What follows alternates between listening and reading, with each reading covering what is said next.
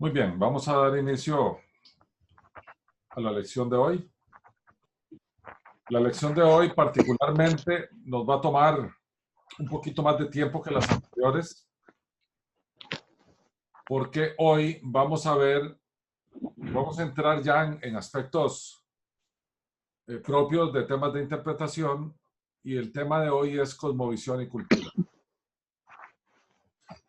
Un poco el tema de cosmovisión es un tema de filosofía, y claramente el tema de cultura es un tema de antropología. Pero tanto filosofía como antropología son disciplinas que tenemos que tener siempre presentes a la hora de hacer la interpretación de un texto bíblico. Entonces, empezamos de nuevo.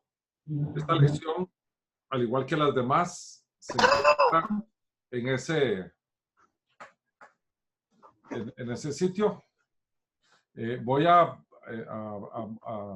hacerle mute a todos para que no se nos metan sonidos ambiente, y al final de la presentación los suelto otra vez los micrófonos para que puedan hacer preguntas. Bien.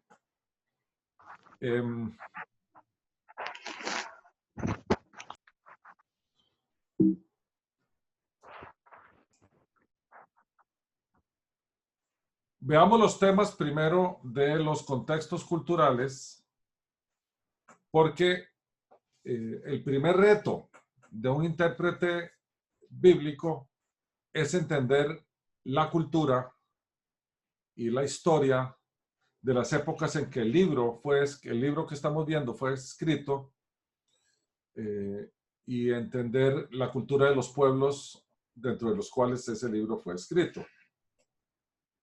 Pensemos que la Biblia en general fue escrita durante un periodo de 1500 años.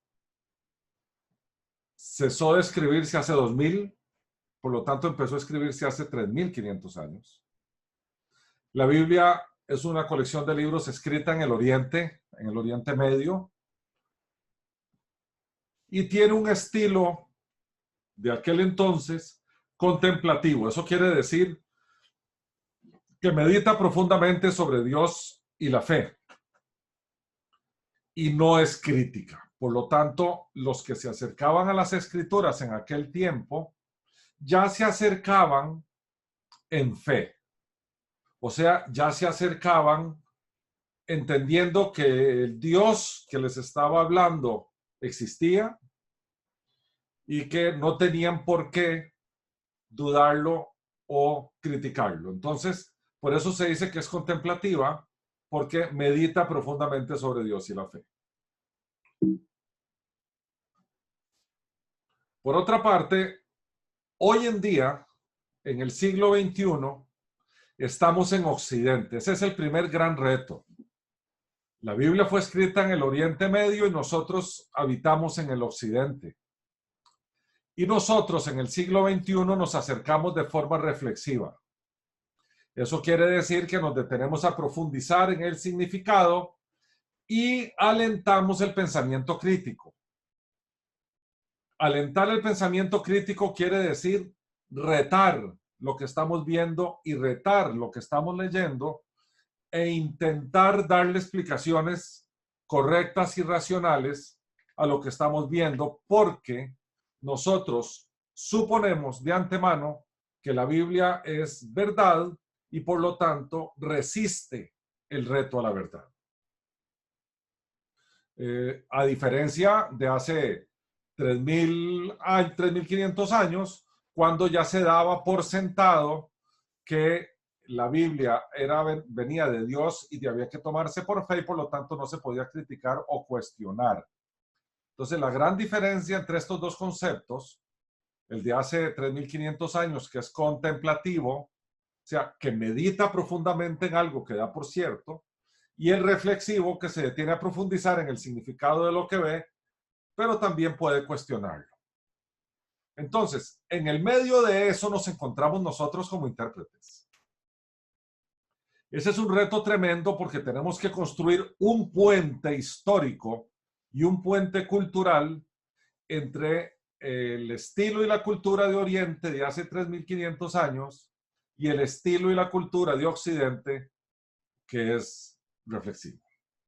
Entonces yo diría que ese es el primer gran reto del intérprete, ¿verdad? Tratar de tender ese puente. Bien, si ponemos al intérprete en medio de toda esta circunstancia, veremos que el intérprete a su vez está influenciado por su propia cultura. Si yo como intérprete nací en Cartago, al lado de la Basílica de los Ángeles, y mi mamá, mi papá, mis hermanos, mi abuelita y mi bisabuela, y todos eran devotos de la Virgen de los Ángeles, y me llevaban en las mañanas a los rosarios, y estaba yo en las horas santas, claramente esa cultura religiosa me va a impregnar a mí, y por lo tanto cuando me acerque a interpretar la escritura, la voy a interpretar desde la cultura que yo absorbí. Entonces, la cultura me influencia, ejerce una influencia importante en el intérprete. Por tanto, uno debería estar desprovisto de los prejuicios que le traen la cultura de donde uno viene. No es igual a que un hindú que fue criado en la religión hindú, donde hay millones de dioses, se convierta al cristianismo y se acerque a la escritura trayendo ese bagaje o ese equipaje cultural religioso de la India. Entonces, el primer gran reto dentro del ciclo hermenéutico es la cultura que ejerce influencia sobre nosotros. Posteriormente, tenemos el efecto de la cosmovisión, que hoy vamos a profundizar en él. La cosmovisión es la forma como nosotros vemos al mundo, a la vida. Cosmos quiere decir mundo, visión, como lo vemos, y es nuestra forma de verlo. Vamos a adentrarnos en la lección de hoy en estos dos grandes temas, en cultura y en cosmovisión, porque ambos ejercen una influencia importante en el intérprete.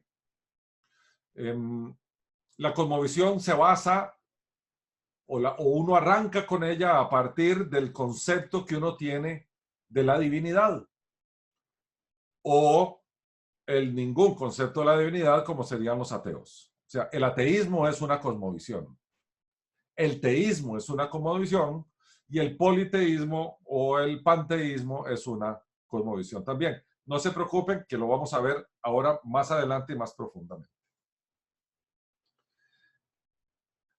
La forma o la teología con la que nosotros nos acercamos también es importante. Recordemos la lección número 1.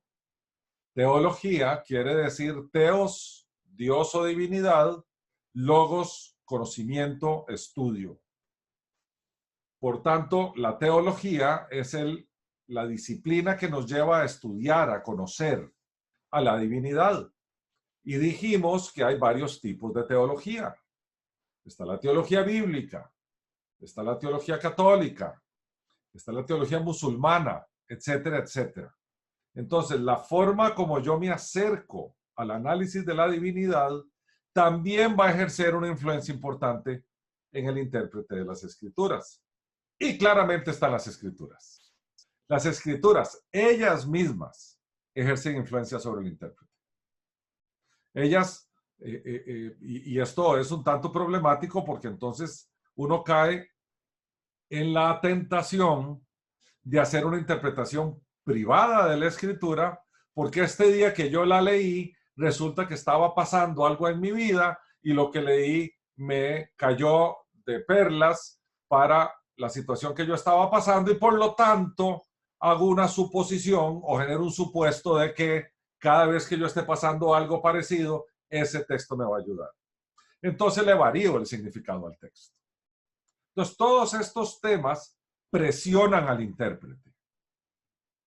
Un buen intérprete se acerca a las Sagradas Escrituras desprovisto de todo prejuicio cultural o de su cosmovisión o de su teología y ve las Sagradas Escrituras tal y como son. Ese es el reto más importante que tenemos nosotros y yo de verdad espero que al final del curso nosotros podamos decir somos intérpretes objetivos. O sea, nos acercamos al texto bíblico para ver qué es lo que el texto bíblico nos tiene que decir independientemente de mi cultura, de mi cosmovisión o de mi teología. Entonces, partiendo de aquí, tomémonos algunas consideraciones importantes para definir estas cosas. Primero, les decía que vamos a profundizar en el tema de cosmovisión. Vamos a entender qué es cosmovisión. Es el conjunto de creencias que se refieren a aspectos fundamentales de la realidad y que ejercen influencia sobre nuestras percepciones, pensamiento, conocimiento y quehacer de la vida. En otras palabras, es nuestra filosofía de vida. Como les decía antes, para definir la cosmovisión hay que empezar siempre con el tema de la deidad, porque el tema de la deidad va a fijar o va a ser el ancla, por así decirlo, de nuestra cosmovisión. Y la cosmovisión, por definición, cae fuera de la ciencia, porque la ciencia ve, estudia, analiza lo natural, lo que se puede percibir, lo que se puede tocar, lo que se puede experimentar. Y la cosmovisión tiene trascendencia sobre lo que es natural y va hacia lo sobrenatural. O dicho en términos filosóficos, la cosmovisión entra en el campo de la metafísica. La metafísica es lo que está más allá de lo físico. La ciencia, por definición, se encarga de lo físico y la teología y la cosmovisión trascienden a lo metafísico, a lo que está más allá. Entonces, la ciencia nos proporciona algunas respuestas, como por ejemplo, cuál es la composición del agua, ¿verdad? Pero solamente para lo que se puede ver o verificar. La ciencia no nos puede dar respuestas sobre la salvación, por ejemplo. O la ciencia no nos puede dar respuestas sobre el amor. La ciencia no nos puede dar respuestas sobre la ética, qué es bueno y qué es malo. O sobre la moral. Entonces, la ciencia cae en el ámbito de lo físico y de lo natural. Y la cosmovisión ya entra en los aspectos trascendentales o los aspectos metafísicos, o sea, lo que está más allá de lo físico. Entonces, la cosmovisión intenta responder las creencias fundamentales del ser humano. Les dije que vamos a pasar por filosofía un poquitito, ¿verdad? El ser humano, una pregunta interesante es, ¿el ser humano es esencialmente bueno o malo? La respuesta va a depender de la cosmovisión de uno. ¿Cuál es el criterio final de la verdad? Eso se lo han preguntado los filósofos desde tiempos socráticos. ¿Tiene el hombre libre albedrío? También es un tema de filosofía y también de teología. ¿Tiene el hombre un propósito además de su sola existencia? Uno diría, bueno, eso tiene que ver con la teología bíblica. Bueno, también tiene que ver con la filosofía. La cosmovisión de cada uno va a intentar responder esas preguntas y otras más. Entonces, la forma más fácil de que yo les pueda hacer una analogía de la cosmovisión es que el mundo y la existencia y la metafísica y todo lo que existe, ya sea en el ámbito físico o el ámbito metafísico, todo los seres humanos lo vemos a través de un lente. Es como ponerse anteojos de colores.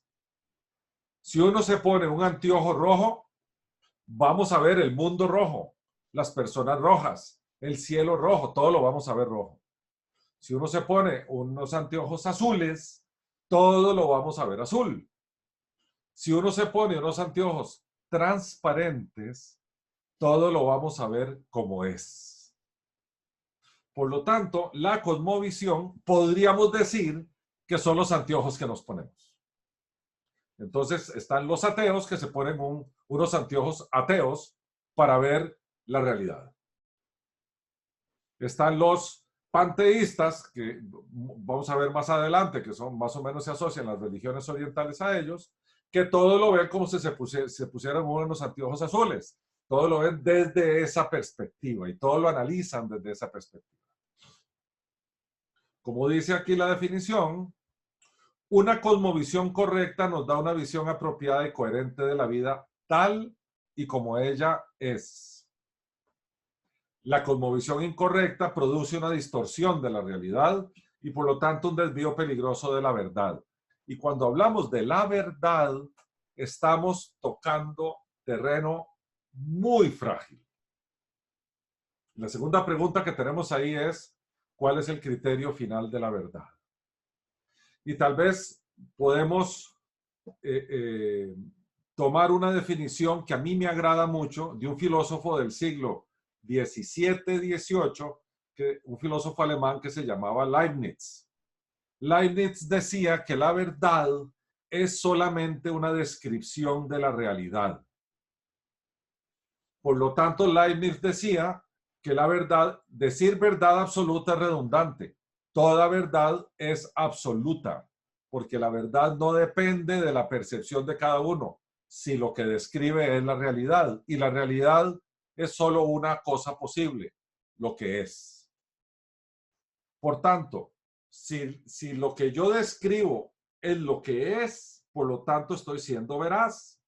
Por lo tanto, mi declaración es la verdad. Entonces, las cosmovisiones intentan de ver las cosas desde su perspectiva y para ellos esa es la verdad. Sin embargo, una mala cosmovisión lo que hace es ver esa realidad distorsionada y por lo tanto lo que perciben ellos creen ser la verdad, pero no lo es, porque tienen puesto el lente rojo o el lente azul. Entonces no están viendo la realidad como verdaderamente es, como la verían con un lente transparente. Entonces, de nuevo, la visión es el lente, la cosmovisión, perdón, es el lente a través del cual nosotros vivimos la realidad. Por favor, yo sé que estos son temas espesos, pero son muy importantes a la hora en que vamos a entrarle a los temas de interpretación bíblica, porque dependiendo de nuestra cosmovisión, así es la influencia que nosotros traemos para acercarnos al texto bíblico. Y no se preocupen, apunten las preguntas, las dejamos para el puro final. Tengo todo el tiempo del mundo para contestarle todas las preguntas relacionadas con esto. Bien, ¿cuál es el origen de las cosmovisiones? Claramente, la familia y la tradición ejerce influencia sobre cómo veo yo el mundo. El país donde yo vivo y la cultura donde yo crecí ejerce una influencia increíble sobre cómo veo yo el mundo. La religión a la cual pertenezco o donde fui yo creado y educado me produce una cosmovisión y por lo tanto un observador cuidadoso regresaría a ver los orígenes de su cosmovisión y la cuestionaría a partir de un acercamiento objetivo, o sea, sin prejuicios y comparativo con la realidad que percibe. Entonces, el buscador de la verdad, es aquel que busca percibir la realidad tal como es, sin todas las distorsiones que pueden venir de familia, tradición, país, cultura o religión. Entonces, ese persecutor de la verdad, honesto e íntegro, va a acercarse al texto bíblico entendiendo que está buscando la verdad, desprovisto de esas influencias que están ahí atrás. Y uno diría, bueno, esto se me complicó la cosa, qué tema más difícil. Vieran que no es tan difícil. Una vez que uno empieza a trabajar con estas cosas, empieza a verles todo el sentido del mundo. Porque lo que andamos buscando es creer en la verdad. Y, a ver, yo una vez estaba de viaje y estaba hablando de estos temas con unas personas. Había uno que era muy dogmático, estaba en México y era una persona que, a ver, creía, como decía un filósofo que se llamaba Soren Kierkegaard, con fe ciega, o sea, no había forma de razonar en su fe. Y yo le hice una invitación a partir de esto que estamos viendo. Le dije, hagamos una cosa. ¿Por qué no transitamos juntos el camino de la investigación, de la verdad, de forma objetiva? Nos quitamos de nuestra cabeza de dónde venimos, nuestras tradiciones, nuestra cultura, nuestra religión, y nos vamos en búsqueda de la verdad, donde quiera que ella se encuentre. Pero con un compromiso, que si encontramos la verdad, vamos a renunciar a todo lo que conocíamos antes como verdad y que no lo era. Y vamos a abrazar esa verdad porque es la única posible que existe y que nos va a salvar. ¿Vos recorrerías ese camino conmigo? Y me dijo que no. Y lo que es más, amplió el tema y me dijo, aunque lo que yo crea sea falso, voy a seguir creyendo lo mismo. Esa es la terrible influencia de una cosmovisión equivocada. Bien, empezamos a ver cómo se transcurren estos caminos, cómo discernir lo que es verdad de lo que es falso. Bueno, la verdad se mide a través de estándares de juicio. O sea, hay criterios que podemos aplicar para saber si algo es cierto o algo no es cierto. Pero no podemos acercarnos con criterios personales porque eso nos va a hacer a desviar del encontrar esa verdad, ¿verdad? Nos hace subjetivos. Y por lo tanto, criterios subjetivos se van a invalidar y no van a ser criterios genuinos. Pero veamos criterios inválidos, y esto a ustedes se les van a hacer muy comunes. Criterios inválidos. Mi instinto. Bueno, yo creo en esto porque me parece verdadero para mí. Y si es verdadero para mí, yo creo en eso. O los sentimientos. Creo porque tiene un impacto emocional en mí. Me emocionó. Entonces, si me emocionó, debe ser cierto. O los deseos. Creo en lo que quiero independientemente de la realidad. Lo deseo fervientemente. Entonces, como lo deseo, así lo creo. Después están las costumbres y tradiciones. Acepto criterios porque provienen de mis padres o de mi cultura. O la popularidad. Yo creo en lo que la mayoría cree. O el pragmatismo. Creo porque me sirve, porque funciona para mí. Le recé a un santo y me hizo un milagro y entonces como funcionó para mí, creo en eso. Y también el significado porque existencialmente da significado a mi vida. Pero ninguno de estos criterios son criterios objetivos para encontrar la verdad.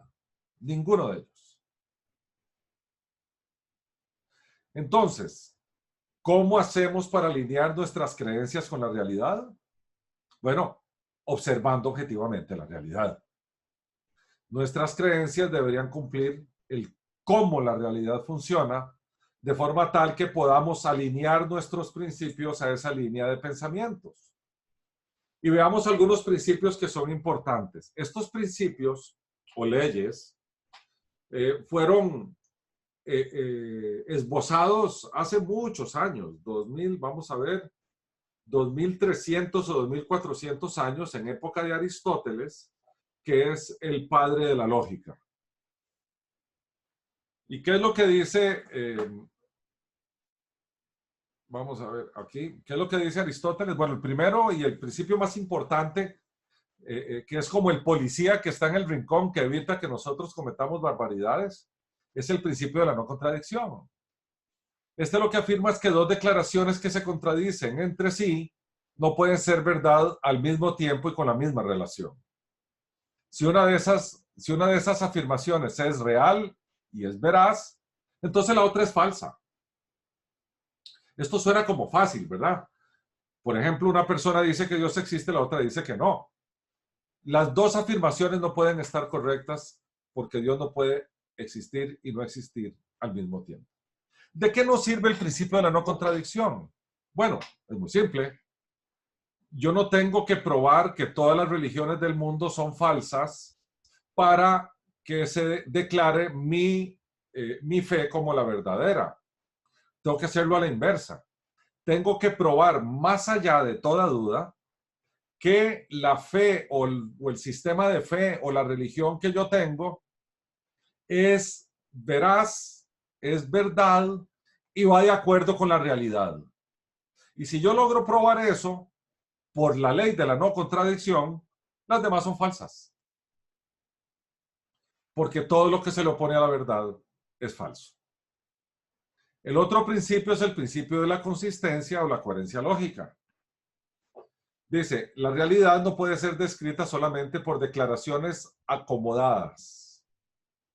Tiene que haber una coherencia. Tiene que comportarse con consistencia en el tiempo. Entonces, veamos un ejemplo de lógica consistente.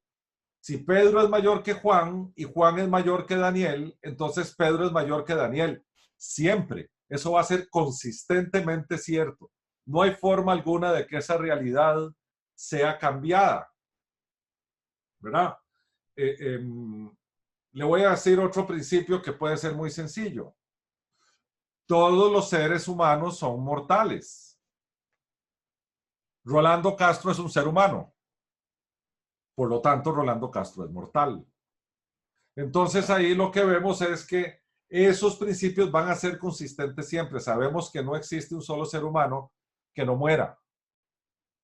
Y también podemos afirmar que yo soy un ser humano. Por lo tanto, la verdad se va a encontrar con la realidad aquí. Yo voy a morir. Algún día yo voy a morir. Entonces, la verdad siempre es consistente. Y hay un principio de correspondencia externa que dice que la cosmovisión debe ser coherente con la realidad exterior.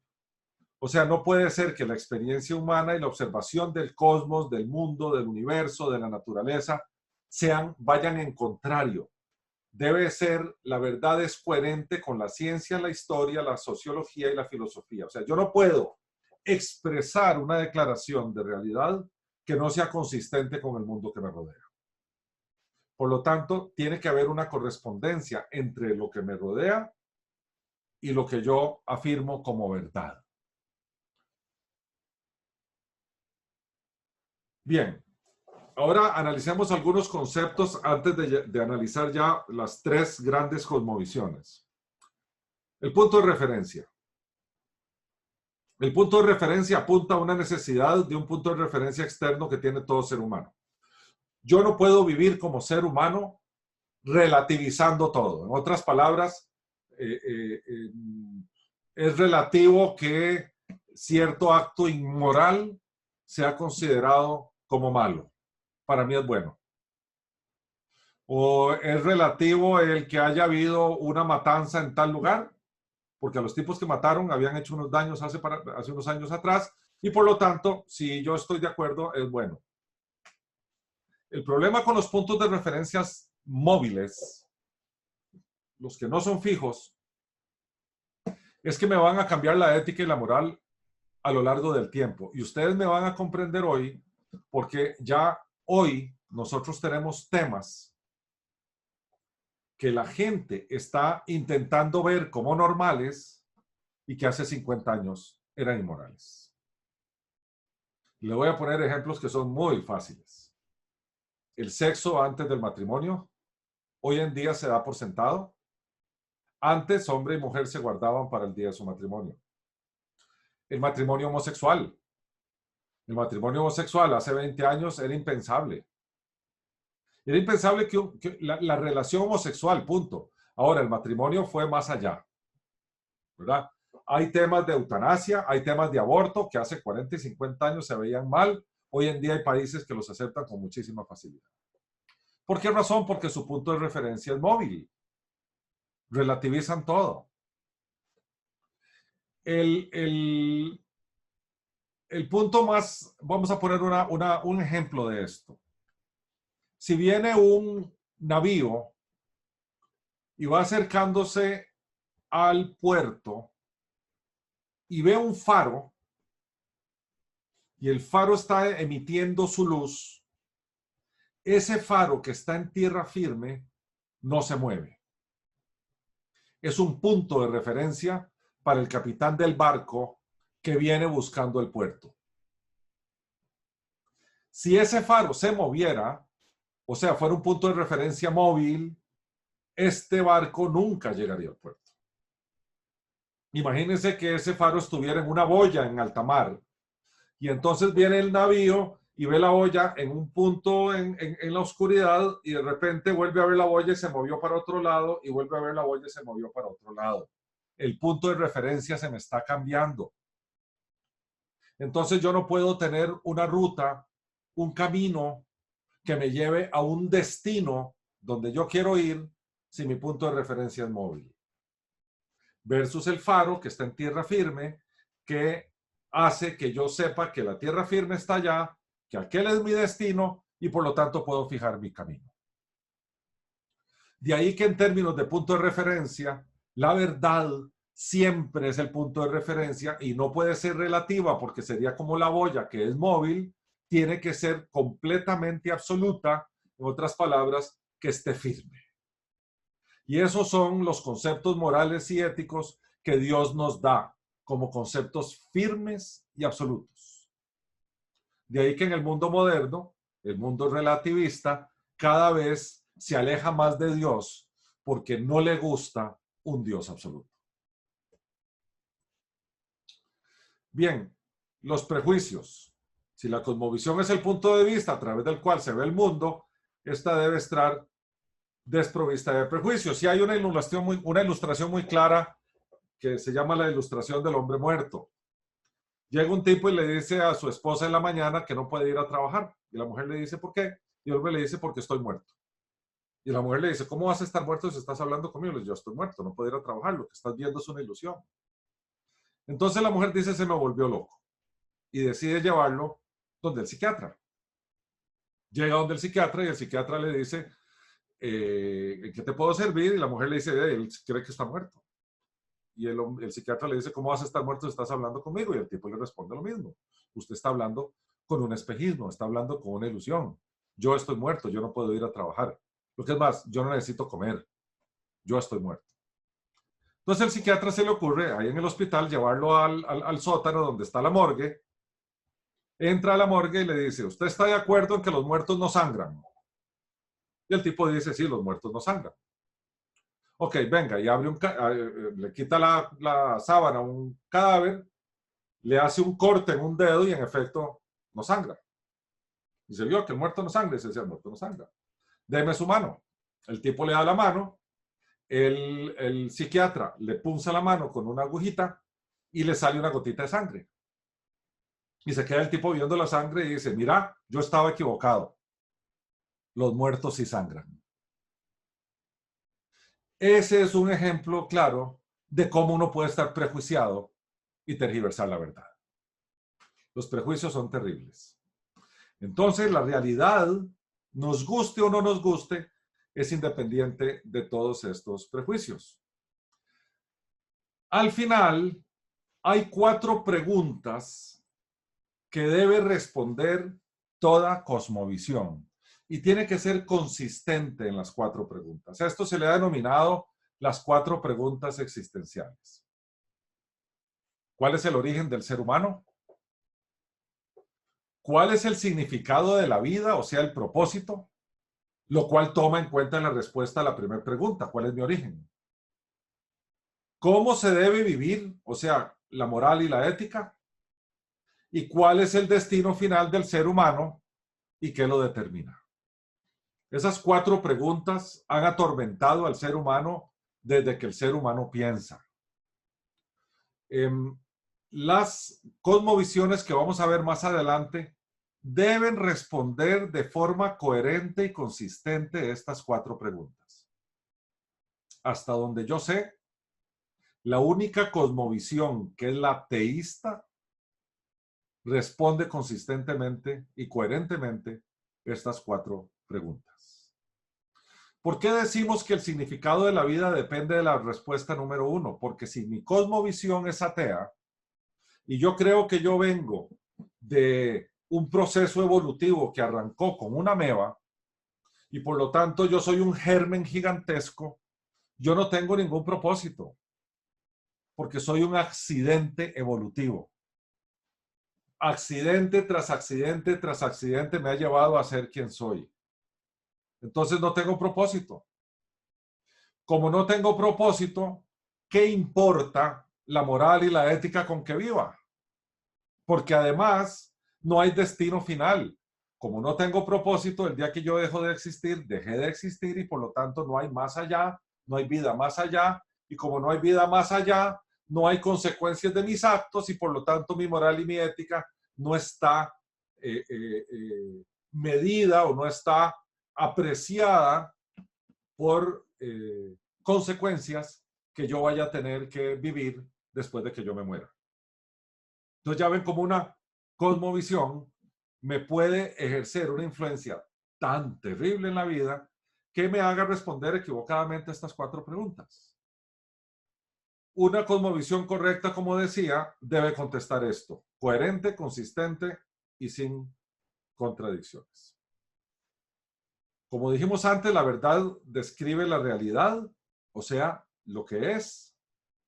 Y la verdad es muy fácil de retarla. Primero, es para todos.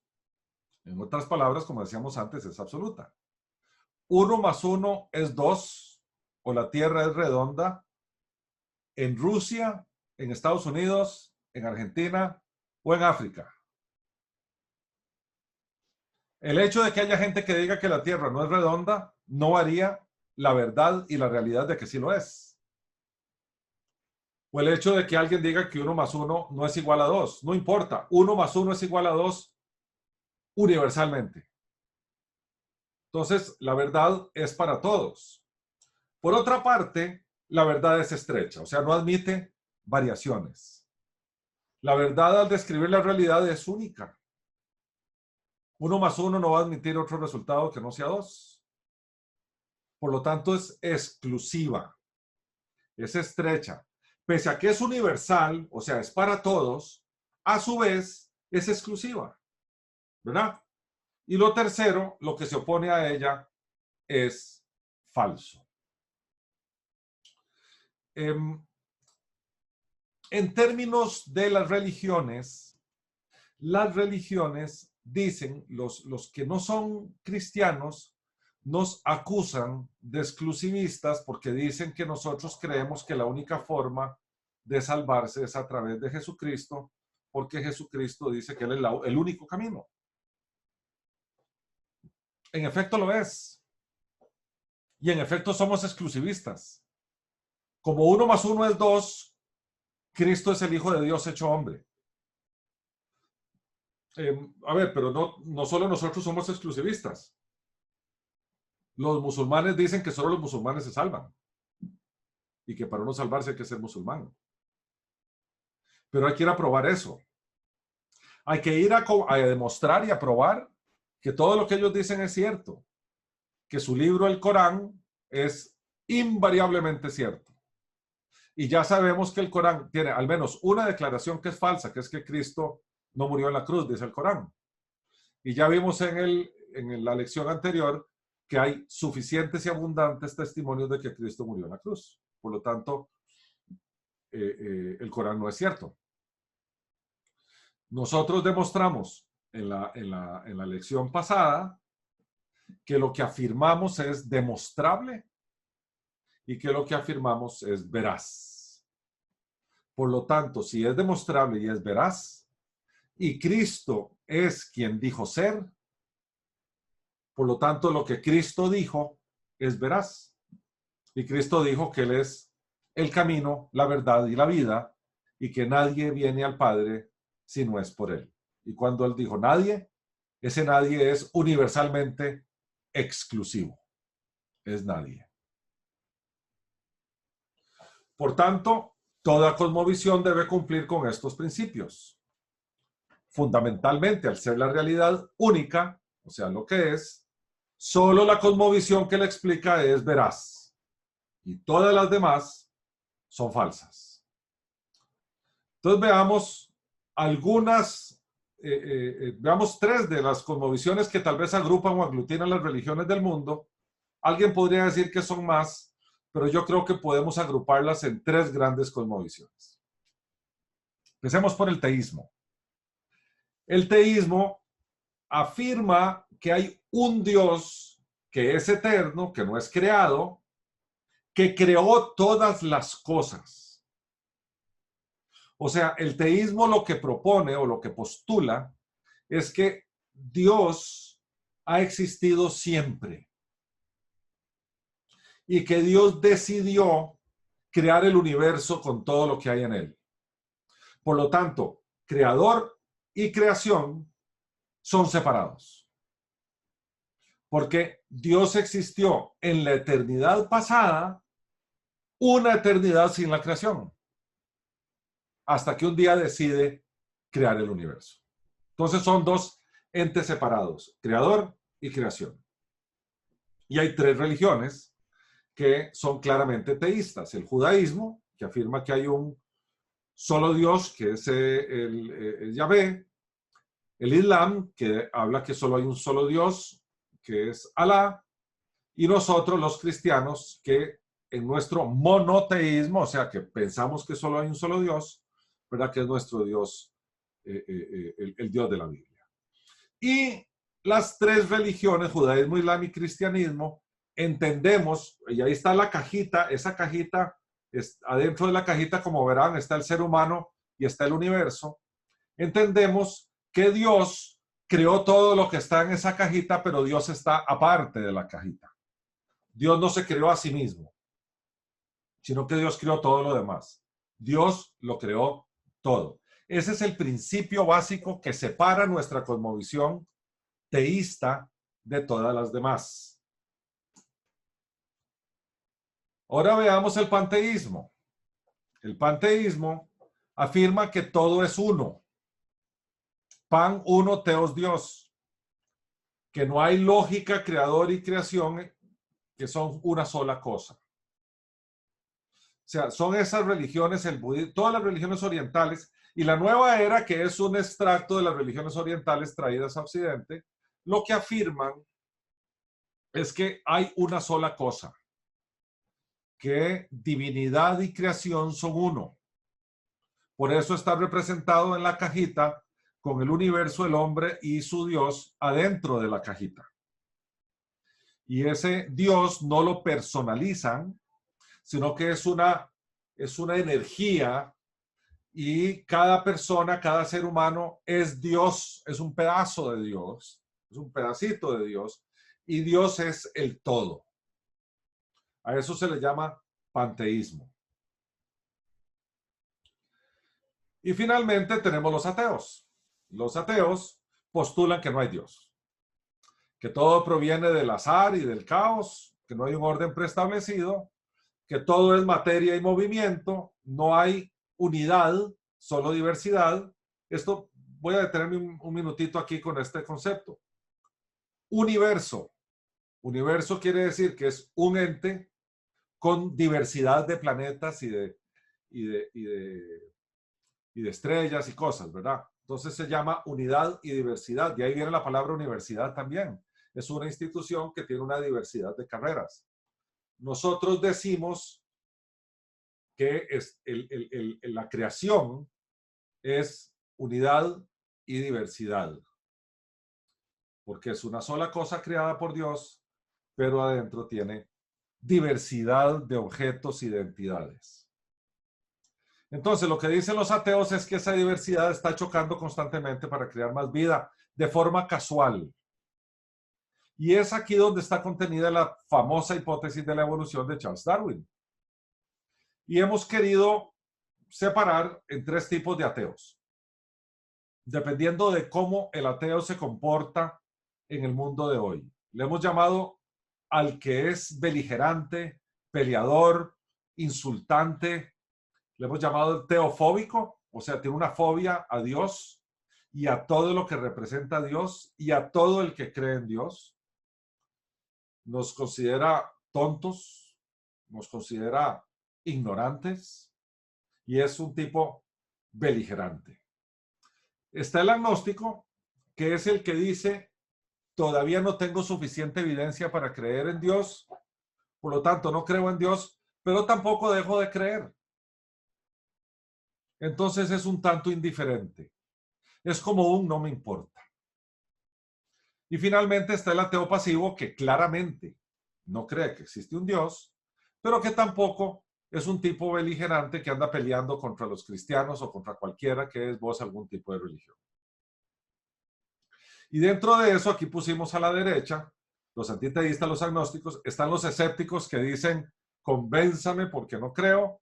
Están los naturalistas que creen que el Dios es la naturaleza, es la madre tierra, y que hay energías que transitan por ahí intercambiando información y que eso es lo que ellos dicen que existe.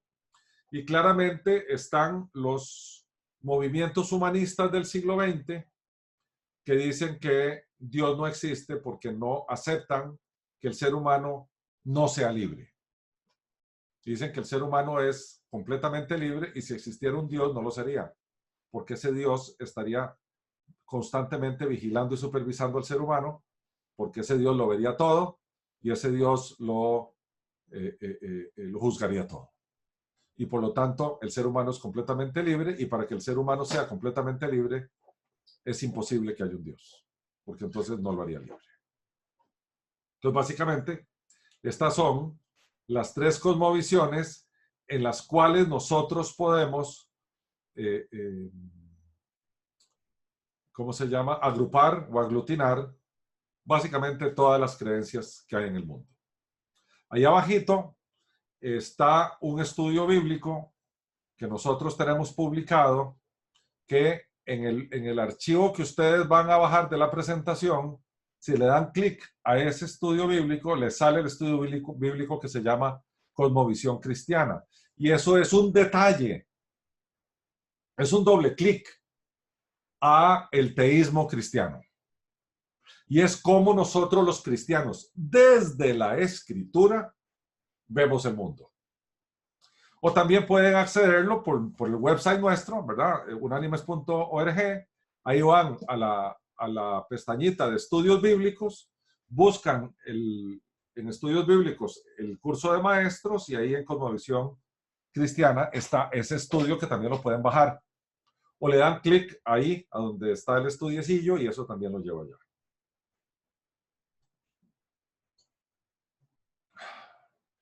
Hoy hemos sido exhaustivos en términos de filosofía y cultura y me imagino que hay que digerir toda esta información. ¿Por qué me interesó que entráramos en esto? Vean, yo tengo 22 años de dar estudios bíblicos. Y en los estudios bíblicos han llegado gente de todas las religiones y han llegado ateos. Inclusive yo daba un estudio bíblico en la prisión del adulto mayor. Lo di por 7 años, iba todos los jueves ahí. Y resultó que cayó preso un rabino panameño, judío, y el rabino quiso entrar en el estudio bíblico nuestro y tuve a un rabino por un año en los estudios bíblicos que dábamos allí. Y las preguntas que ese rabino hacía relacionadas a nuestra fe eran tales que si yo no hubiera conocido de la religión judía y no hubiera conocido un poquito de filosofía y un poquito de teología, hubiera sido imposible contestarle al rabino. Terminó el rabino convirtiéndose a Cristo y no renunciando al judaísmo. Entonces él dijo que él quería profesar el judaísmo mesiánico, que hoy en día hay un movimiento mundial de judíos que creen en Cristo como su Mesías. Y está bien, sea un buen judío y sea un buen cristiano, sean las dos cosas. Tuve también en ese curso un profesor de filosofía de la Universidad de Costa Rica, que ya, un hombre de unos 70 años, que nos enriqueció muchísimo el curso. Pero les cuento esto porque si nosotros queremos ser buenos intérpretes con el propósito de enseñar, porque nosotros no queremos guardarnos el conocimiento que nosotros vamos adquiriendo para solo decir que sabemos, sino que queremos compartirlo. Lo compartimos en forma de estudio bíblico, lo compartimos en forma de prédica. Nosotros tenemos que saber de estas cosas. Tenemos que saber qué es lo que afirman los ateos, qué quiere decir el panteísmo y qué quiere decir el teísmo. Y por sobre todas las cosas, tenemos que saber qué contempla la cosmovisión cristiana. Entonces yo los invito a que abran ese documento de cosmovisión cristiana, ese estudio bíblico, y le den una leída. Ojalá le den una estudiada. De hoy en 8, si Dios lo permite, la lección va a ser figuras literarias. Y eso es cómo la Biblia usa figuras literarias para explicar eventos o personajes o situaciones. Vamos a hablar de símiles, vamos a hablar de metáforas, vamos a hablar de hipérboles y vamos a poner muchos ejemplos sobre cómo nosotros debemos conocer y saber de figuras literarias para interpretar correctamente un texto. Bien, voy a abrir los micrófonos.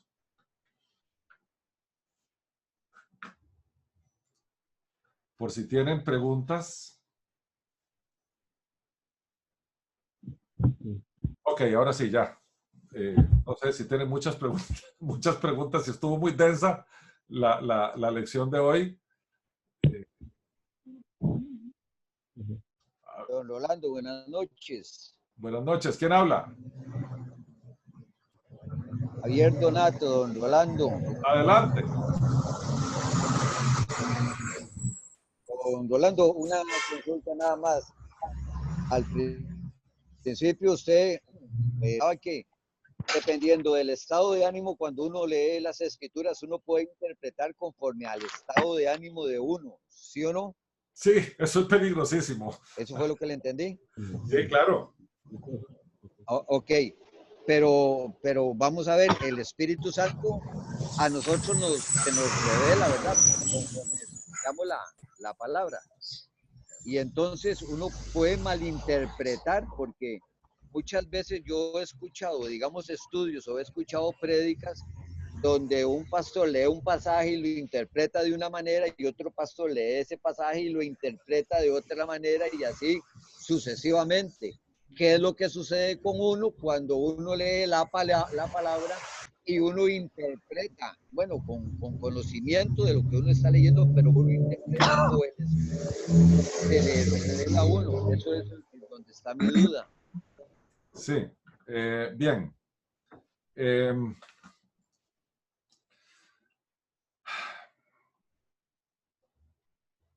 A mí no me gusta cuestionar lo que los pastores dicen desde los púlpitos, pero sí, claramente, uno oye sobre un mismo texto dos prédicas y pueden ser dos prédicas distintas, no necesariamente alterando el significado del texto. No necesariamente, el texto va a decir lo mismo y ellos van a decir lo mismo que dice el texto, solo que uno lo ve desde una perspectiva u otro lo ve desde la otra, pero no alteran el texto. El problema es cuando alteran el significado del texto. Entonces ahí sí tenemos un problema serio de interpretación. Porque recordemos el principio que hablamos la primera lección. Dios dijo lo que dijo. Punto. Eso es todo lo que dijo Dios. Nosotros, nuestro trabajo como intérpretes es decir lo que Dios dijo, sin alterarlo, sin ponerle sal y pimienta, digámosle así. A ver, textos como a Jacob amé y a Esaú aborrecí, que está en Romanos 9. Entonces, uno podría interpretarlo como, a ver, como Dios odia a la gente. Ese intérprete tomó superficialmente el texto y no se preocupó por ir a investigar qué quiere decir ese aborrecimiento o ese amor a Jacob. Él no hizo su tarea y entonces se lanzó con una interpretación superficial del texto, que es un texto complejo, no es un texto simple, porque es el texto que habla de la elección anticipada de Dios de los que han de ser salvos. O sea, esto es materia teológica de fondo que ha dividido la iglesia desde Jacobo Arminio y desde Juan Calvino. Entonces uno no puede tomar a la ligera eso y soltarlo así. Yo conozco pastores que van a predicar de un texto y se leen el texto la víspera. Conozco otros pastores que pasan una semana entera trabajando el texto. Andan y ven comentarios bíblicos y ven diccionarios bíblicos y vuelven a ver Biblias interlineales para ver si el griego lo que dice es lo que dice. Y se toman su trabajo porque ellos tienen el celo de decir lo que Dios dice, independientemente del Espíritu Santo, porque déjame decirte que el Espíritu Santo que habita en nosotros no nos impone criterio. El Espíritu Santo en nosotros es nuestro socio de vida, pero si nosotros no hiciéramos, a ver, si el Espíritu Santo nos impusiera criterio, no pecaríamos. Y pecamos, si no es que el Espíritu Santo quiera que pequemos. Todos nosotros pecamos. Entonces, el Espíritu Santo es como el copiloto de la nave, es como el consejero que anda con nosotros, es como el que nos va llevando en ese proceso de santidad progresiva, donde tal vez subimos 3 escalones y nos caemos uno, y volvemos a subir y nos vamos a caer otro, pero vamos avanzando hacia la meta, como decía Pablo, ¿verdad? Pero el predicador o el estudiante bíblico o el maestro bíblico que no se sienta a hacer todo el trabajo que vamos a estudiar en este curso, entender la cultura, entender lo que dice el capítulo, lo que dice el libro, a quién estaba escrito el libro, por qué Pablo estaba abordando esos temas en el libro de Romanos capítulo 9 y todo eso que es responsabilidad del que enseña, ya sea desde un púlpito o un estudio bíblico, si no hace ese trabajo, se va a soltar a interpretarlo como le dé la gana. Y ahí es donde vemos diferentes interpretaciones de un texto que dicen dos cosas que se oponen. Ahora bien, también podemos oír intérpretes que interpretan correctamente el texto, pero lo interpretan con dos estilos distintos.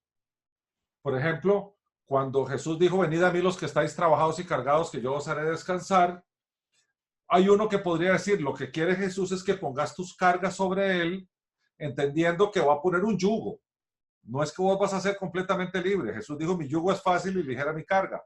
El yugo lo va a poner, el yugo de Jesús es distinto. Está usando una figura de el yugo de los bueyes que araban, pero el de él es fácil, no es grosero, no te lastima.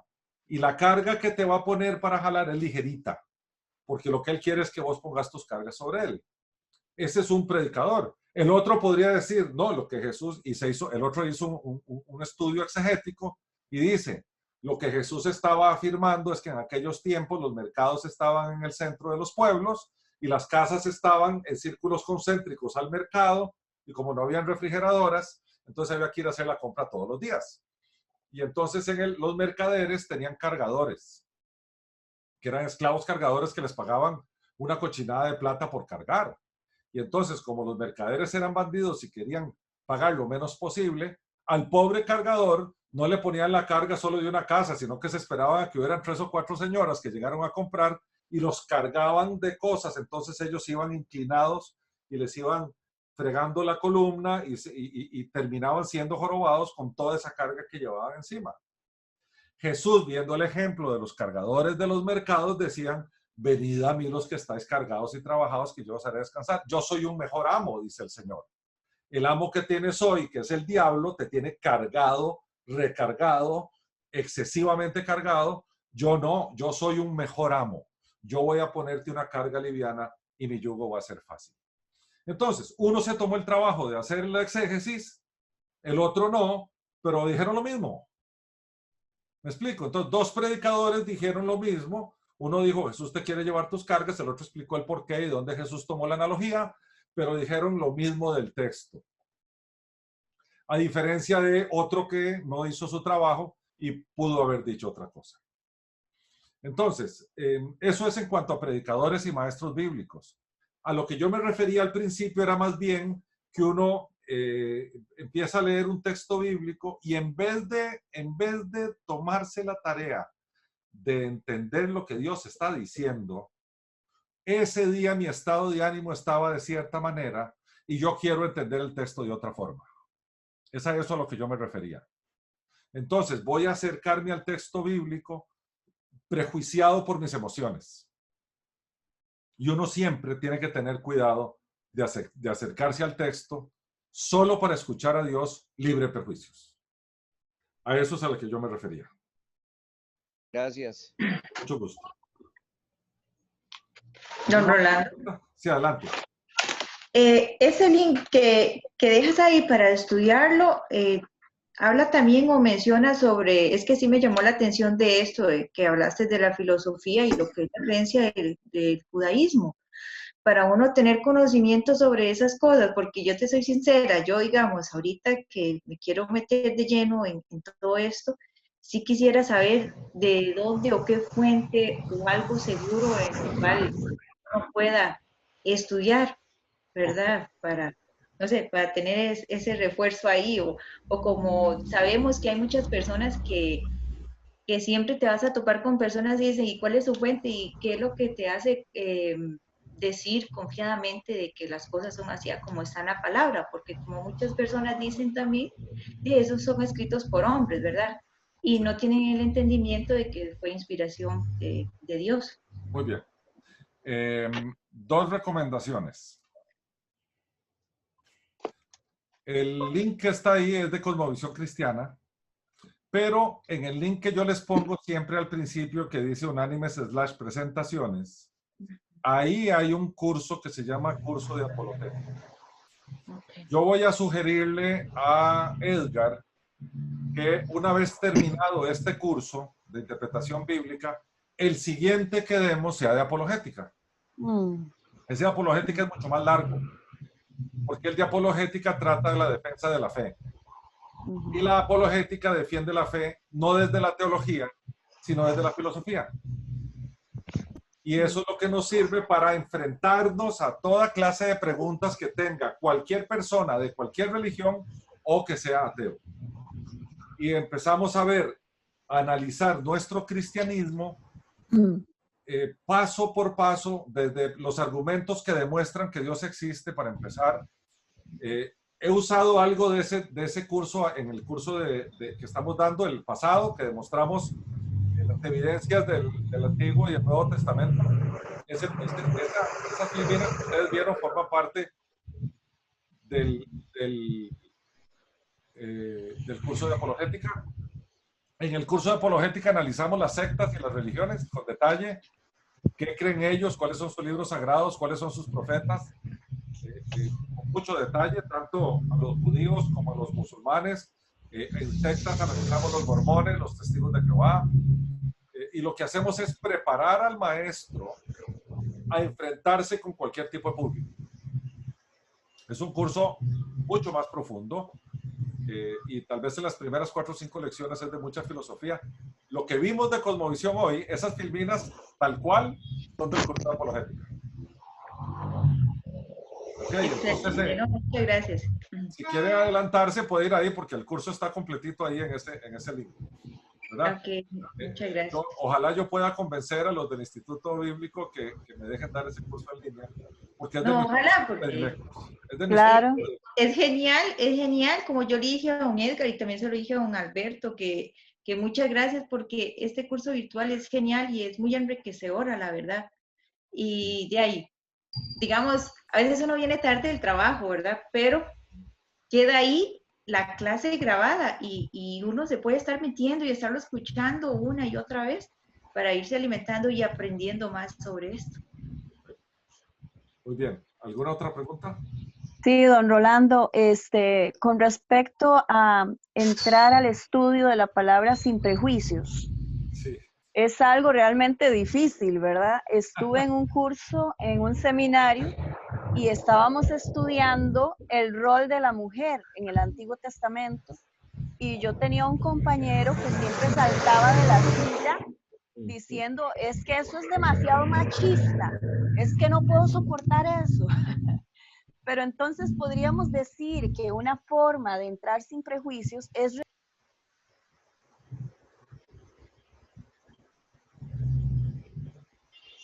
Pero no se escucha. ¿Será que se les fue la voz? Vamos a ver. No, ya. Nada. Don Rolando, ¿me escucha? Sí, sí, te escucho. ¿Escuchó la pregunta? Sí.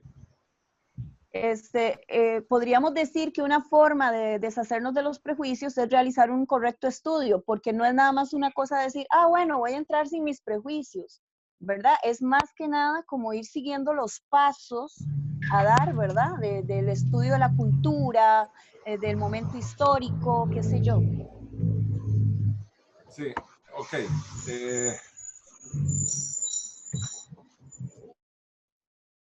Esto es terreno fangoso.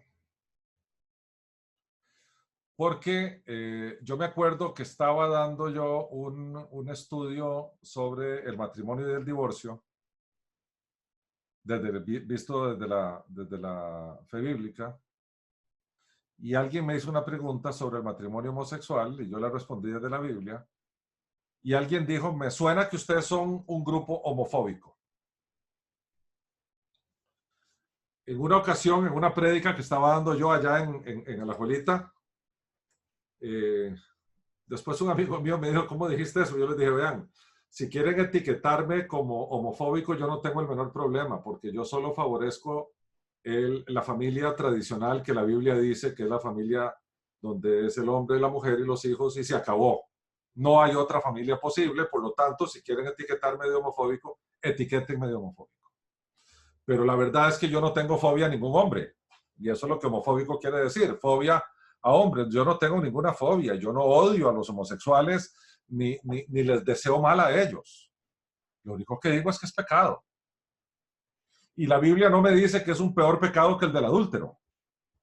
No me lo dice. La Biblia dice que los dos igual se van a ir a parar a los infiernos si no se entregan a Cristo. Igual que yo si no me entrego a Cristo. Pero el mundo moderno ha etiquetado cosas que se nos hace complicado cuando nosotros nos acercamos a las escrituras y esas cosas van en contra de la Biblia. A ver, claramente el tema homosexual, el feminismo que está de moda, ¿verdad? No hay, imagínense que cuando nosotros nos acercamos ahí en Efesios, donde dice esposas sujetados a vuestros maridos, las feministas pegan un brinco de 2 metros. Y se les olvida que en el versiculillo siguiente dice, maridos, amad a vuestras esposas como Cristo amó su iglesia y dio su vida por ellas. O sea, ¿qué es más fácil, dar la vida por la mujer o solo sujetarse? A nosotros los hombres nos quedó un enredo más grande. Nuestra vida está en juego, la de la mujer solo es su voluntad, la nuestra es la vida. Pero nadie ve eso. Nadie lo ve. Hay un orden bíblico y las familias que viven en el orden bíblico, independientemente de las corrientes modernas, independientemente de eso, son familias que van prosperando en la fe. Y vea que digo en la fe, no digo en ninguna otra cosa. Van prosperando en la fe y allá el Señor sí los prospera financieramente o como quieran. Pero en términos de obedecer los modelos bíblicos de relaciones humanas, o sea, la antropología que podemos sacar de las escrituras, es como nos toca vivir y no podemos prejuiciarnos con las tendencias modernas o la cosmovisión moderna, llamémosle ahora con las palabras que estamos usando bien. La cosmovisión moderna nos propone unas cosas que van en contra de las escrituras. Uno, como intérprete bíblico, tiene que decir lo que la Biblia dice, así lo muelan a uno a palos. Pero es lo que la Biblia dice. Si la Biblia dice que el hombre es cabeza de la mujer, que el hombre es cabeza de la familia y que solo puede haber una cabeza porque si hay 2 cabezas es todo un enredo, entonces uno dice, bueno, Mira, hay que aceptar eso, sí. ¿Qué más hay que aceptar? La Biblia dice, en el Señor. Pero la gente lo borra. ¿Qué quiere decir ser cabeza de familia en el Señor? ¿Cuál es el tipo de liderazgo que nosotros nos encontramos en las Escrituras que enseñó Jesús? Es un liderazgo de servicio. Yo tengo que ejercer un liderazgo en mi familia sirviendo a mi familia, guardando a mi familia, protegiendo a mi familia. En ningún lugar habla de que el hombre es cabeza de familia jerárquicamente y por lo tanto es un dictador familiar.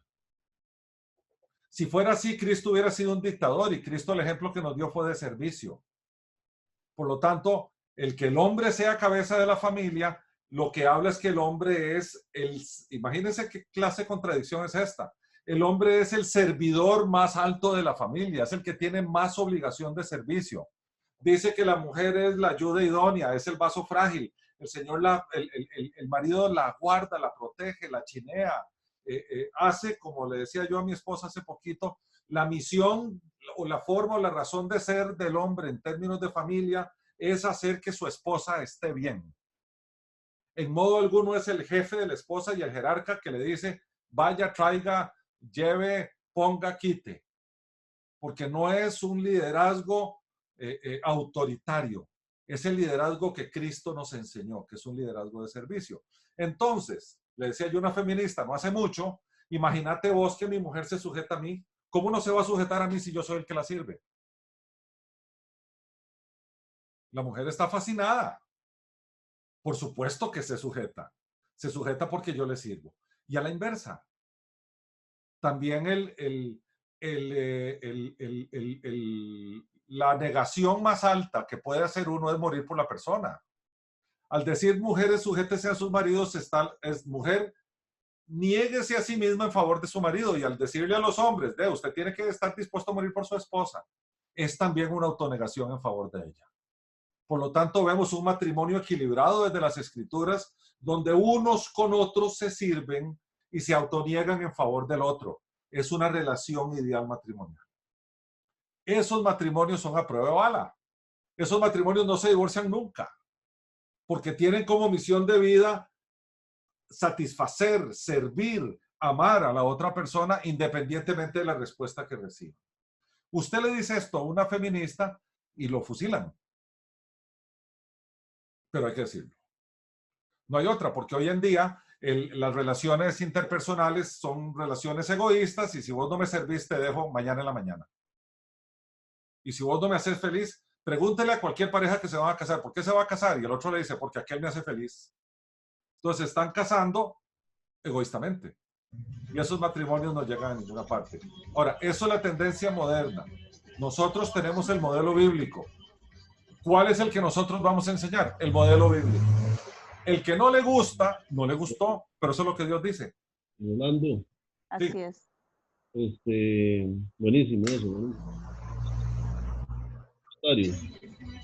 Adelante.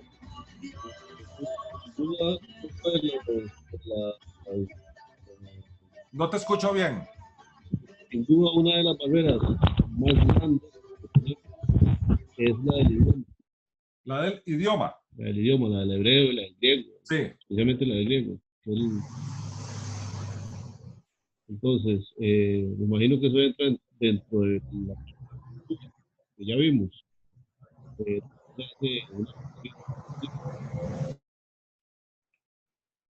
Te perdí.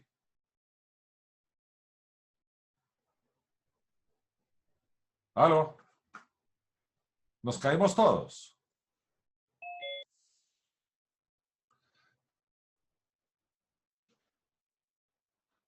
Sí. Ya Se lo dio. No, ya volvimos. Sí, que me salió un poquito Juan Carlos, enojado. decías que la barrera del idioma. Sí, ese es uno de los problemas más grandes que tenemos aquí. Papi, ya lo puedes quitar. No se escucha esto. Ok. En efecto. Ya. Ah, no, ya va, espérate. ¿Todos me escuchan? Sí. Sí, señor. Ok.